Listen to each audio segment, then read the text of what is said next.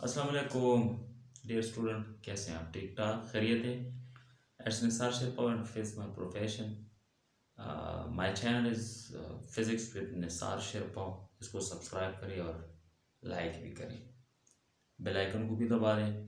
तो प्रोजेक्टाइल के मुतालिक हमारे आखिरी टॉपिक है प्रोजेक्टाइल वाइंड अप। आखिरी जो है हमारे पास चंद एमसीक्यूज और ये करवाना मैं ज़रूरी समझता था, क्योंकि प्रोजेक्टाइल भी हमने बहुत सारी बातें की, इसलिए उसके ऊपर अभी थोड़ी सी प्रैक्टिस भी होनी चाहिए। तो इसलिए मैं चंद एमसीक्यूज इधर लिख दी बोर्ड पे।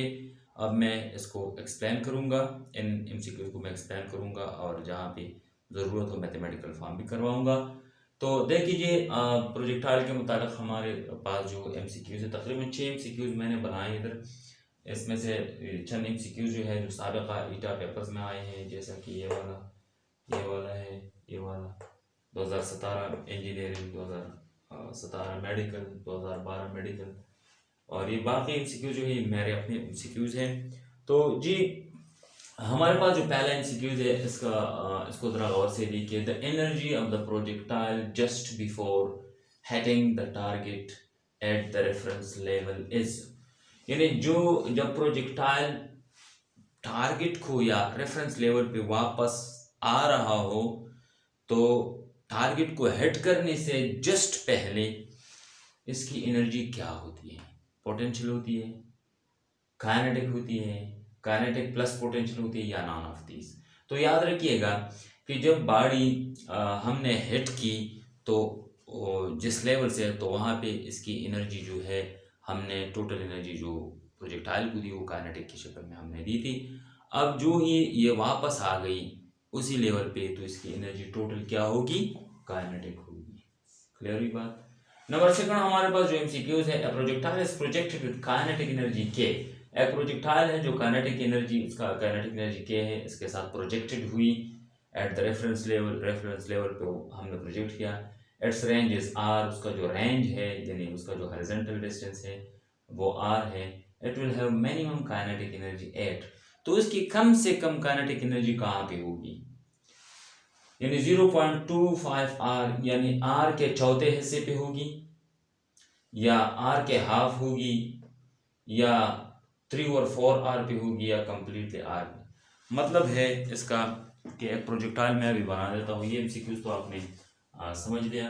अच्छा, तो ये मैं बनाता हूँ, ये प्रोजेक्टाइल की तरफ देखें, ये आर के साथ इसका ताल्लुक क्या है। ये हमारे पास प्रोजेक्टाइल है, ठीक है। ये हमारे पास है टोटल आर, और इसको 4 हिस्सों में डिवाइड कर दें इस तरह।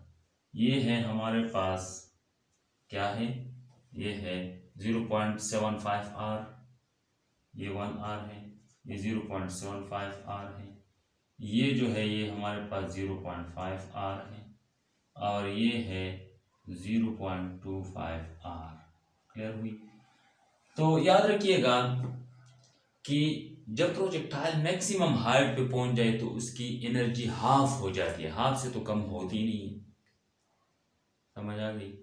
हाफ क्यों हो जाती है? क्योंकि जो एनर्जी हमने दी है उसमें से हाफ पोटेंशियल में कन्वर्ट हो जाती है, और जो ही अपनी हाइट से ये रिटर्न हो जाता है तो वो एनर्जी वापस हासिल कर देता है। तो मतलब है कम से कम, यानी काइनेटिक एनर्जी जो हम प्रोजेक्टाइल को देते हैं वो ज़्यादा से ज़्यादा हाफ हो सकती है, हाफ से कम नहीं हो सकती। तो हाफ कहाँ पे होगी? मैक्सिमम हाइट पे होगी। मैक्सिमम हाइट पे रेंज कितना होता है? हाफ होता है। तो इसलिए हमारे पास मिनिमम काइनेटिक एनर्जी यहाँ पे होगी half R. Understand? Okay. MCQ number 3, two bodies were dropped from the height h1 and h2। दो प्रोजेक्टाइल है, या दो, ये प्रोजेक्टाइल नहीं, दो सिंपल वन डायमेंशनल मोशन है। दो बॉडीज को हमने डिफरेंट हाइट से ड्रॉप किया, एक इधर से एक इधर से। एक का हाइट है h1 और दूसरी का h2 है। The ratio of their time taken, वो जो जितना टाइम लेता है ज़मीन तक, उसके बीच में उनके जो टाइम है, करस्पॉन्डिंग टाइम्स, उसमें ताल्लुक क्या होगा, रेशो क्या होगी। क्लियर? तो ये बहुत ही सिंपल बात है। पहले आपको ये समझना चाहिए कि डिस्टेंस कवर के लिए हमारे पास फार्मूला है 1/2 GT²। ये हमारे पास डिस्टेंस कवर, जब बॉडी हम रेस्ट से ड्रॉप करेंगे, ठीक है। तो इस फार्मूले को H1 is equal to 1/2 g T1 square. दूसरी बॉडी के लिए हम लिखेंगे H2 is equal to 1/2 g T2 square. H1 को H2 पे डिवाइड कर दें, ये 1/2 g cancel, H1 by H2 is equal to T1 square by T2 square. दोनों साइड्स का स्क्वायर ले लें, इस साइड का भी लें, ये स्क्वायर ये cancel, H1 under the root जुदा जुदा करके लिखें, H2 is equal to T1 T2। तो इसका मतलब है T1 by T2 is equal to H1 under the root divide by H2 under root. T1 ratio T2 is equal to H1 under the root ratio H2 under the root. कौन सा option है? ये वाला option. और ये 2017 का जो ईटा exam था उसमें मेडिकल वालों ने उसके पेपर में आया था। क्लियर है बात? अच्छा देखिए जी, MCQ number 4, a 5 kilo ball was dropped from a height of 78.4 metre. एक 5 किलो का बॉल है जो 78.4 मीटर की हाइट से गिरा दी गई। Time taken by the ball to hit the ground, ये कितना टाइम लेगा? देखिए आप ये जो है ये 5 किलोग्राम, ये अगर 1 किलो हो, हाफ किलो हो, या 5 किलो हो, या 5 टन हो, तो गिरेगी एक ही टाइम पे। समझ आ रही है? ये पॉइंट आपने नोट करना है। अब देखना है कि इसके लिए फार्मूला क्या है हमारे पास, टाइम, यही फार्मूला है भाई, ये वाला फार्मूला, इसमें पुट कर दें। क्लियर हुई बात? तो time taken to the ground, ये कितना टाइम लेगा? S is equal to 1/2 g t square. Clear हुई बात है? अब देखिए S हमारे पास 78.4, 1/2 into 9.8 into t square. Clear? अब इसको डिवाइड कर देते हैं 4.9, इसको इधर ले आए 78.4, 4.9 is equal to t square. इसका भी रूट ले लें, इसका भी रूट ले लें, ये कैंसिल हो जाएगी। तो टाइम इज इक्वल टू, ये पॉइंट ख़त्म हो जाएगी। इसको अब सिंप्लीफाई करें तो इससे आ जाएगा 4 सेकेंड। समझ आ गई?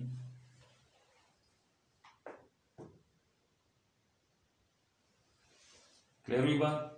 आप स्क्रीनशॉट ले लें।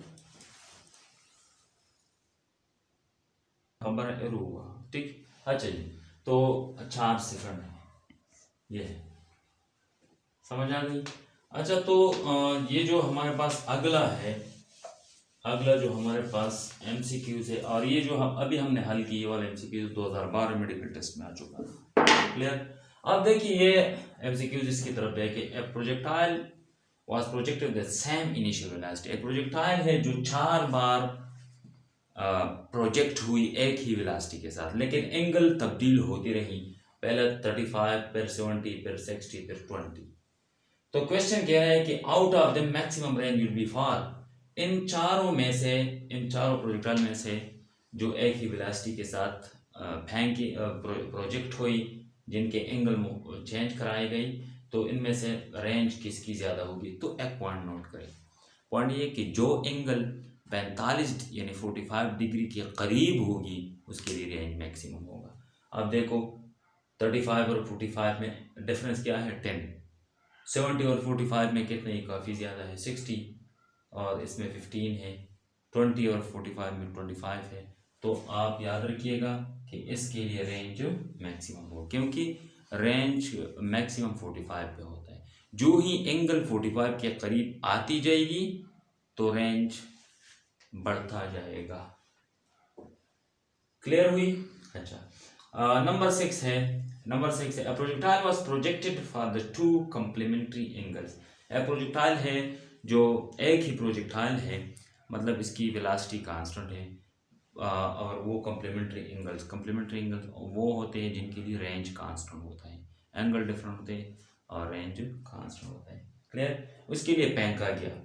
What will be the ratio between the Heights of the corresponding projectile motions. तो इसके जो एक एंगल के लिए पैंक आ गया, उसके लिए हाइट एक होगी, दूसरे के लिए होगा तो उसके लिए दूसरी होगी, तो उन दोनों के हाइट में रेशो क्या होगी। तो इसके लिए फार्मूला हमारे पास है हाइट h1, ये है v I square sine square theta divided by g, ratio between their corresponding, minute, ठीक है, क्लियर हुई बात। अच्छा, ये एक एंगल है H2 is equal to v I square sine square, दूसरी एंगल हमारे पास क्या होगी 90 minus theta divided by 2g। अब देखो इसको अगर हम सिंप्लीफाई करें तो हमारे पास आ जाएगी, याद रखिएगा इसको हम इस तरह लिख सकते हैं कि जब ये ओपन हो जाए तो ये आ जाएगी वी आई स्क्वायर साइन स्क्वायर यानी साइन 90 माइनस थीटा, और ये जो स्क्वायर है साइन पे ये एज ए होल है 2g। तो साइन 90 माइनस थीटा जो है वो कास थीटा के बराबर होती है, तो cos square theta divide by 2g। अच्छा, तो ये 1 है, ये हमारे पास 2 है, तो h1 बाई h2 रेशो मालूम करना है, मतलब h1 को h2 पे डिवाइड करें। तो याद रखिएगा हमारे पास V I square sine square theta divided by 2g whole divide by V I square cos square theta divide by 2g के साथ कैंसिल, वी आई स्क्वायर, तो sine square theta divided by cos square theta, तो ये बन जाएगा sine by cos, ये tangent square theta divide by 1, नीचे तो कुछ रहा ही नहीं, h1 बाई h2, तो h1 रेशो h2 हमारे पास होगी टेंजेंट स्क्वायर थीटा रेशो 1, ये वाला कहाँ है ये। तो thank you for watching, thank you. If you have any question you can comment me, मुझे कमेंट कर सकते हैं, मुझसे डायरेक्टली पूछ भी सकते हैं, और इन वीडियोस को बार बार देखिए, अपने दोस्तों के साथ भी शेयर करें, हमें अप्रिशिएट भी करें, हमें दुआएं भी दीजिए। तब तक अल्लाह हाफिज़, थैंक यू फॉर वाचिंग।